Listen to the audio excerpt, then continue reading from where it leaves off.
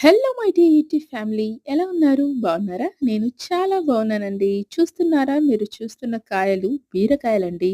అదేంటి మరి ఇలా ఉన్నాయి లావుగా, చిన్నగా, పొట్టిగా ఉన్నాయి, పొడవుగా, చక్కగా ఉండాలి కదా అనుకుంటున్నారా? ఇవి బీరకాయల్లో వెరైటీ అండి.